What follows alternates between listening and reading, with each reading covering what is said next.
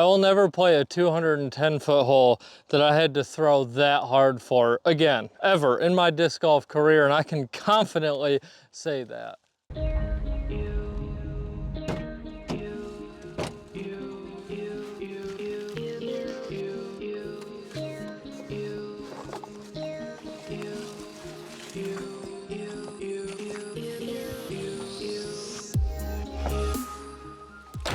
Now let's go toss some plastic. Ladies and gentlemen, welcome back to the channel. Today we find ourselves in Shawsville, Virginia at Dark Hollow. Now this entire complex is put together by Jim Conrad. That is James Conrad's father. And guys, we're in for it today. This will be the most physically demanding course I think I've ever played, period, let alone trying to film it as well. And we jump right into it, 819 feet. As you can see, we're going down quite a bit in elevation. We're going around, this hillside here. It sets up great if you just have a booming forehand, but as you know, we don't have that, especially for the first throw of the day. So I'm just gonna go with my orc, try to get a nice little flip up, let it hyzer out down there, and then we'll just continue to find the pin after that. I am really excited to get this round started.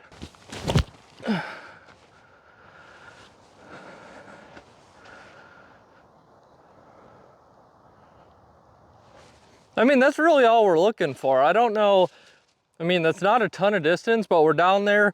Let's get started. Don't have the best footing here, but the basket is parked up next to that big tree up there. You should be able to barely see it from the camera. I'm gonna go with my Wraith. Hold it. Okay, we hyzered out.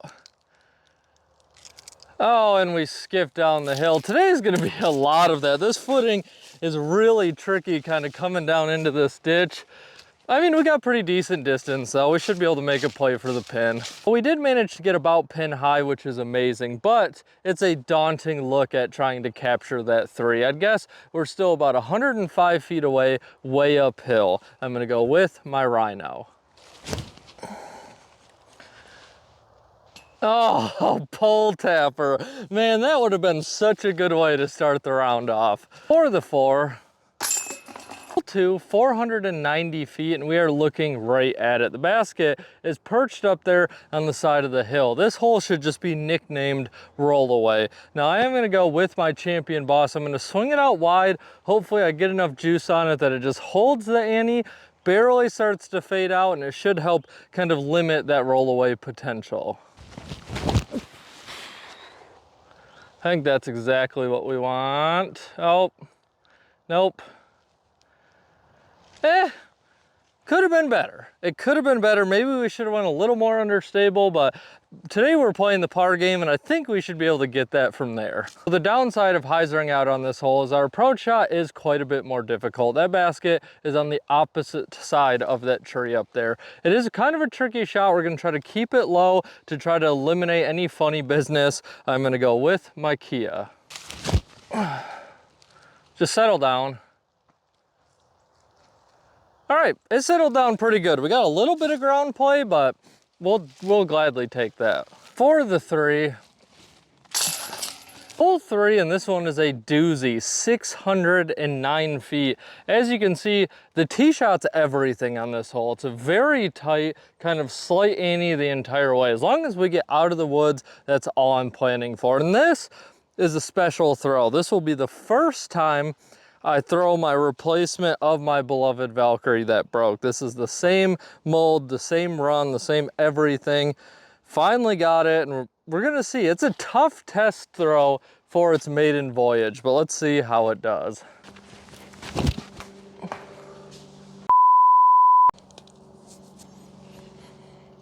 Needless to say, it didn't go as planned. Now, I really want that one back. We're like 70 feet off the tee pad, and we are in almost an impossible situation here.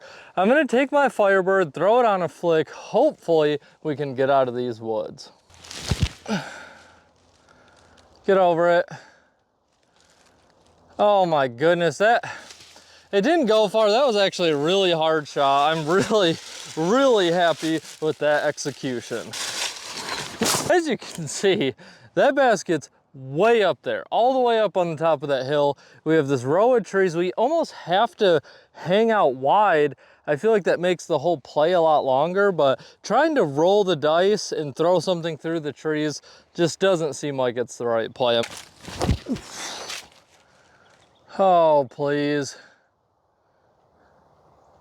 All right, we did it. That next shot's gonna play like 100 feet longer than what it is. When the elevation gets this extreme, I struggle gauging how hard I should actually throw the disc, because we're probably only about 85 feet away, but I feel like I need to give my Pro Rhino like a proper throw. Don't roll, please. Okay, it's settled. We should be able to knock that putt down. Now that is some serious elevation. Now when I say serious elevation, because the camera will never really pick it up, if I caught a rollaway on this basket, that's a new disc situation there. That is get it later if you're lucky. Like, put me down for 12. I don't care. I'm just trying again. It's just an old-fashioned player 2 moment, and that disc may or may not get recovered. Hole 4, and this one is very tricky, 546 feet. As you can see, it appears we have 2 lanes here, but this is actually a Mando. You have to stay to the left of these trees, making this shot a lot more difficult. If we do hyzer out, we're kind of gone. As you can see, we are playing on a ridge now, so going off the fairway in either direction will be disastrous. I'm gonna go with my champion boss. Oh, it's awfully low, but fine. As you can see, we are in a very tricky situation here. Now the basket is dead straight, but the angle is a bit harder than it looks. And I'm gonna try my best to get out of the way of the camera right after I throw. I'm gonna go with my Rhino. Oh, don't hyzer. I'll hit something. Oh boy. Oh boy, let's hope we hit something. Let's a couple things. I am so thankful to see the Rhino here. I'm telling you, on these ridge holes, anytime you have an errant shot, your entire stomach tenses up, just hoping that you don't end somewhere down the mountain. Not a great putt. Hole 5, 397 feet. And as you can see, we have another one going way uphill. We do need to move to the left and to the left quickly. It is mostly blind. I'm gonna go with my Firestorm. Oh, we did catch the edge of that tree. As you can see, we brought a little bit of it down with us, so that at least is a win. As you can see, we still have quite a ways to go up this hill. Now, it is tempting. If my Firestorm was about 3 feet to the left, I would take this kind of backdoor backhand draw, but I do not think that I can make that work right now. So I'm gonna push myself and try to go with the forehand. I'm gonna go with my Scepter.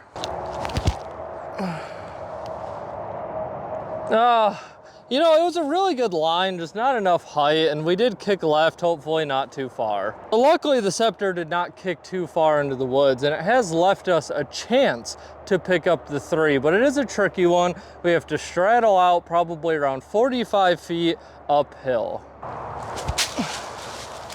Oh, you know, I'm happy with that run. Hole 6, and it feels like right now we're kind of at peak elevation for this course, and you can actually feel the temperature difference. It is a bit colder up here, but we have 324 feet. Tricky shot here, downhill tunnel shot. You do kind of want that left finish, but if you hyzer out too much at all, you're gonna be in danger. This is a tricky one. I'm gonna go with my Envy. Oh, too straight. You know, that's fine. We're perfectly fine with that. Again, if we would have caught the stability bug, it could have put us in a lot more trouble. Well, maybe I do mind. From the tee pad, I thought we got past this big tree, but we've actually left ourselves a very difficult, like, Anheuser shot. I'm gonna go with my Pro Rhino.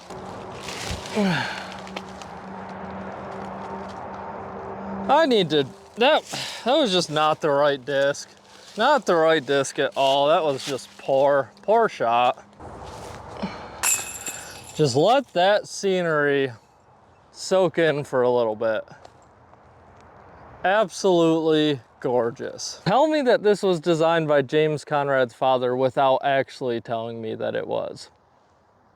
Look at the size of those tee pads. They're absolutely monstrous, and I love them. I love big tee pads, but that is just funny. It's very funny and perfect at the same time. Hole 7, and I think this is the first non-terrifying tee shot of our round so far. 275 feet, dead straight, downhill. Now I'm going to try to push the Rhino. That's pretty outside of the Rhino's range, but hopefully with the downslope, it should work out okay and take out any, you know, big hyzer out or turnover possibilities.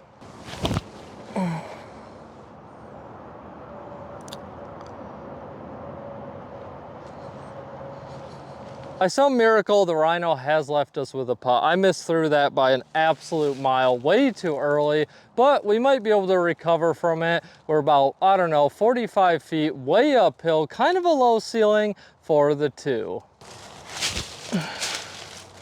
Oh, I last minute tried to go over the ceiling. It's hard because it is like right exactly where you want to throw your putter. Hole 8, 546 feet, and as it shows on the tee sign, it's just kind of a standard hyzer shot. Now clearly I cannot throw that far, so I'm just going to try to get as much distance as I can off of this tee shot. I'm going to go with my Firestorm.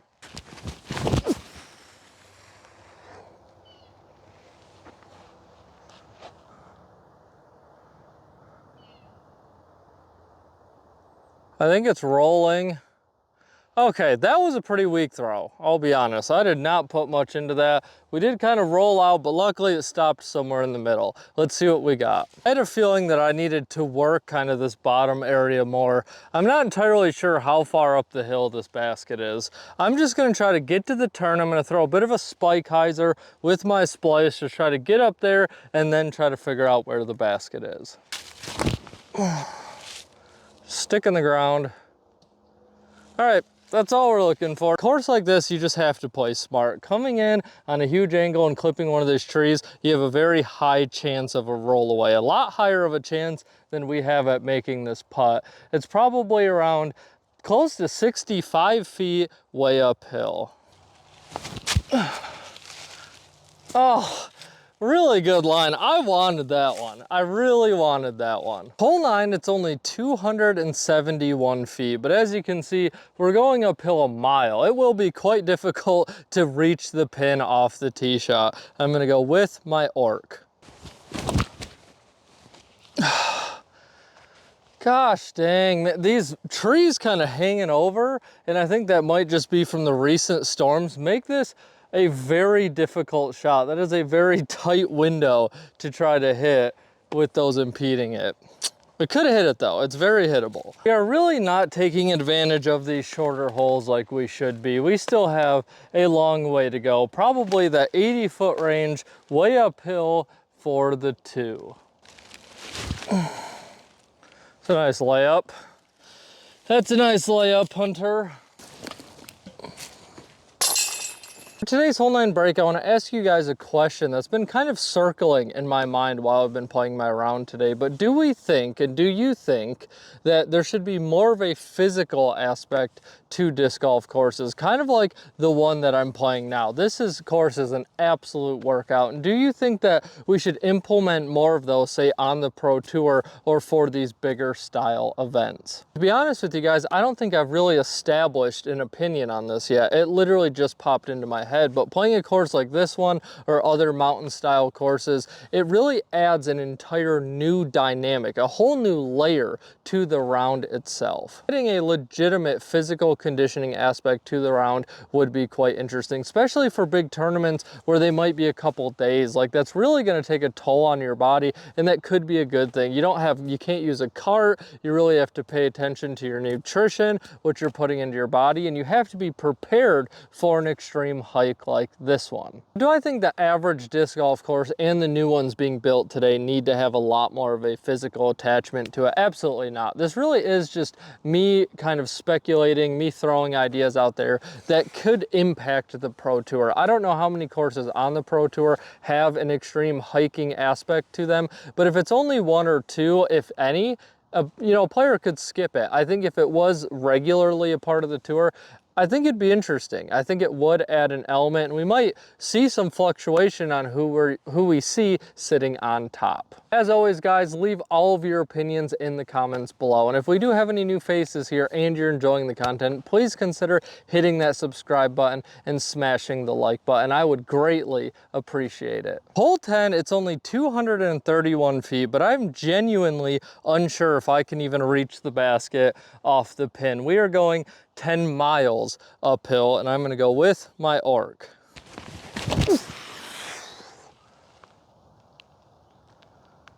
All right, we're struggling with these extreme elevations. I thought for sure with how far uphill we were going, the orc would not overturn. Now, I think we would have made it there, and I think we'll have a decent putt at it. I mean, you have to admit, the views are amazing. Now, you have to work for them. There's no doubt about that. We just threw an orc basically as hard as we can, and I think it went about 200 feet. It's absolutely crazy. Hopefully, we can knock down this big putt for a much-needed birdie. Nope, not great. 11, and this one has me quite puzzled. 449 feet. We do obviously have this lane, but I have no idea when we need to hyzer. I'm going in completely blind here. This hole is pretty insane. I'm gonna go with my Firestorm.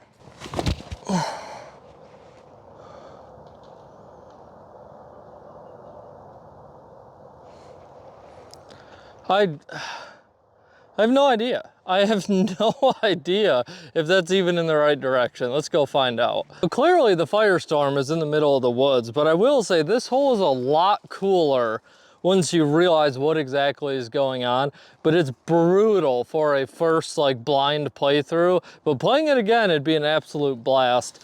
It's kind of a throw and hope. I mean, I have a little gap that I can see. I'm just gonna take my Kia, throw it out there in the open, hopefully leave ourselves a putt.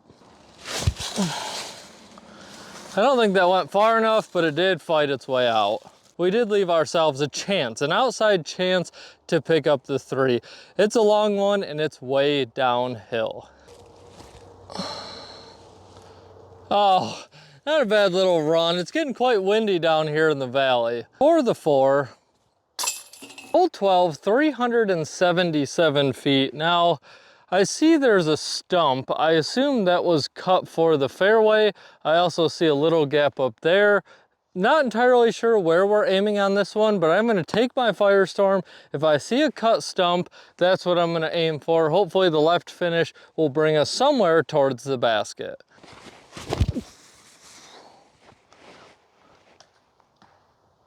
Well, we got up there and then we hit a tree out of sight. Let's go see what we have. Did have the right idea. That stump was the fairway. We just did not execute it very well. Now we've left ourselves another kind of long uphill shot. I'd say it's probably around 210 feet. And with the elevation, I'm actually not gonna go with my Rhino, and I'm gonna go with my Kotuku.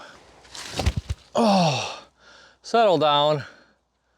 All right, we'll take that. Right now, this is just soup, just from all the winter storms and whatnot, so we're happy with that shot. The Kotuku came up shorter than expected. I still have not adjusted to this extreme elevation well. You really have to disc way up on most of these shots, and you have to throw your putts a lot harder. Let's see if we can knock this one down. It'd be a great 3 to pick up.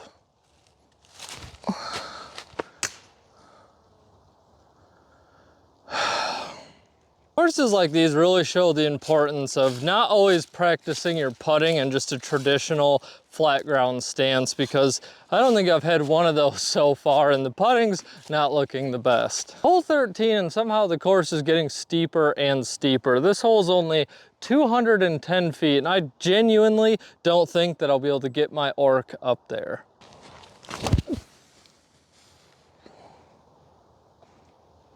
Oh, you know, we would have skipped up there great. There's a tree that looks like it recently fell, and we would have skipped right up there, and we actually skipped, hit it, and kicked to the left. I don't know if it's a good thing, but I feel confident that I could make it to that 200-foot hole. I will never play a 210-foot hole that I had to throw that hard for again, ever, in my disc golf career, and I can confidently say that. Nice birdie. I forgot what it feels like to say that. Hole 14, and this is a familiar sight. 258 feet. We're going dead straight uphill. These two trees right off the tee pad do make it a bit daunting. And I'm just gonna keep rolling with the Orc. It seems to be doing pretty decent for these steep uphill shots. Goodness. I mean, luckily that tree kicked us. I'm not understanding how this Orc is moving so much to the right with these uphill shots. Let's see if we can, we're due a long putt. Unfortunately, we did come up short, but as I said, we are due to knock down a long one. This one's probably around 60 feet, way uphill for the two. Come on. Oh, man, just on the right side. I really thought that that would hyzer just a little bit. We're running out of holes to knock down a long putt. I do want to give a huge shout out to my YouTube members. Guys, it really helps a lot. The memberships help a lot more than you might realize it, and I just really wanted to express some gratitude towards it. Hole 15, and it looks like we're about to start our descent. 609 feet, very difficult shot. It is just downhill, tunnel, kind of a low ceiling. I'm gonna go with my Leopard.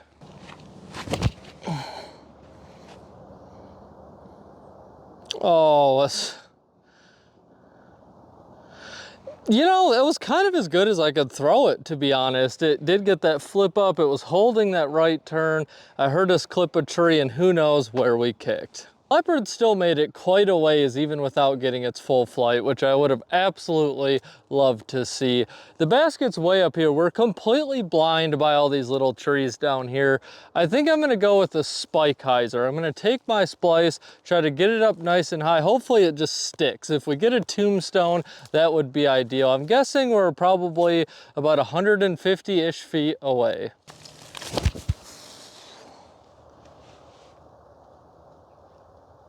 Oh no. I hope I didn't just sail past the basket. I didn't hear a thing. It felt good, but I may have just completely overcooked that shot. Our approach shots today haven't been the best, but they haven't been the easiest shots either. We have left ourselves a chance to knock down a decent one. This one's about 50 feet uphill for the three. Come on. Maybe they're just not falling today. This is definitely the most scenic pin location. I'm gonna give you guys a 360 real quick. So we just do a walk around this basket. I mean, we are up here. You can see all the mountains in the background.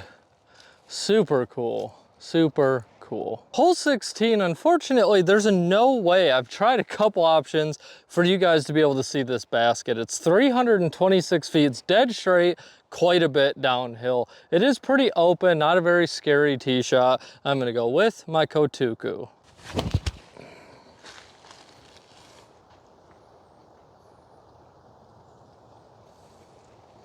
All right, that should be a putt. I wish you guys could have seen it, but it is what it is.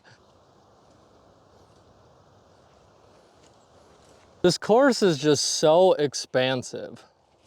Just crazy. So much property. Hole 17, 384 feet, and this is not a simple hole. And we also have a couple trees down up there in the fairway from all of the recent storms. It's a tough tee shot. You do want to end up straight, kind of a slight hyzer at the end. It'd be incredibly difficult to reach the pin from the tee. I'm gonna go with my Wraith.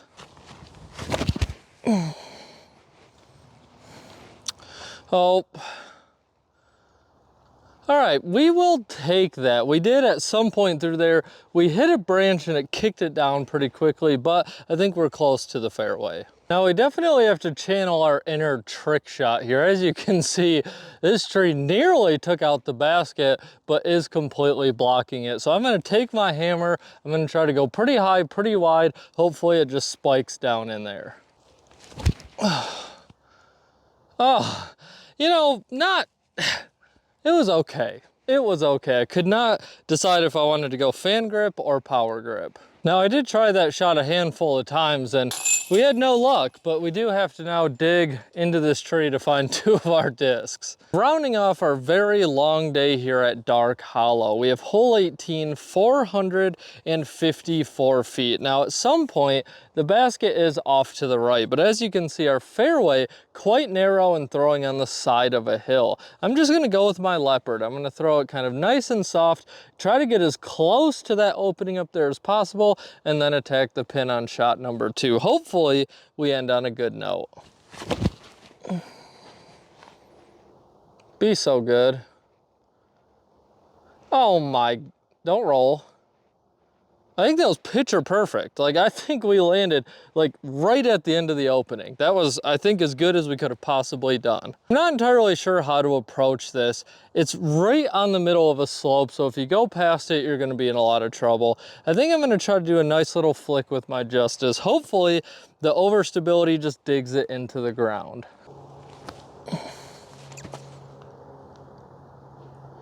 All right, as long as that's settled, I think we played this hole perfectly. We came up embarrassingly short. Now this is a putt I really want to hit. It's very hard to gauge the distance from up there. We're still like 60 feet away, downhill to try to save our 3. That's so low. Oh my goodness, what a bummer.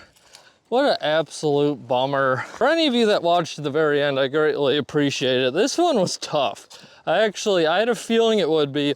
I brought battery packs out, the camera died, I had to sit and wait for things to charge again. It's been a grind. That wraps up today's video at Dark Hollow. And guys, as it showed in the video, if you want to come tackle this course, you need to be prepared for a hike. Courses like this are always hard to come up with a rating for because I do feel like they're aimed at a smaller percentage of disc golfers rather than all of disc golfers in a hole. And that is just because there is so much elevation. It is a very difficult course. The only flat spots that you're going to experience here are the tee pads themselves. All of the crazy elevation here will definitely help improve your game when it comes to these situations. Now, most courses are not this extreme, so you can take a lot of the stuff that you learn from playing here and translate it to other courses that might just have 1 or 2 extreme elevation changes. The thing with Dark Hollow is it is more of an experience. It is a lot of fun and it is a well-designed course. The one thing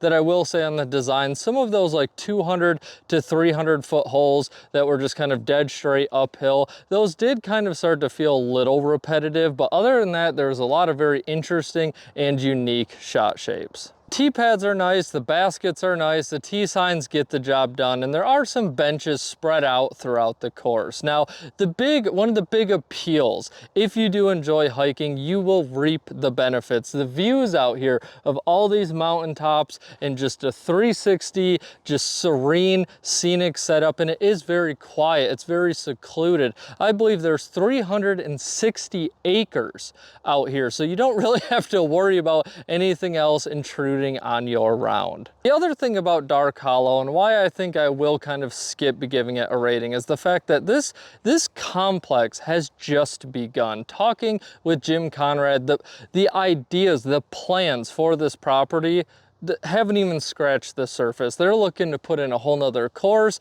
They're looking to put in a brewery, cabins, all kinds of stuff, guys. And I feel like I'm in the beginning, I'm in the infancy of this project. So I feel like trying to giving it a rating, it's just gonna expire. It's gonna just fizzle out very shortly as this place continues to grow. But I do hope that when they get that second course in, I can come back, give it a visit, and then I can properly give this place a rating. This course reminds me of Whiskey Hills. If you love a proper hike and you love disc golf and you love love just scenic views and serenity out here and seclusion, this course knocks it out of the park in all of those categories. If you're just more casual, you like to just go to your local city course and get a quick round in, or if you struggle with mobility at all, well, this course is definitely not the one for you. Hope you guys enjoyed today's video. Now it's your turn to go toss some plastic.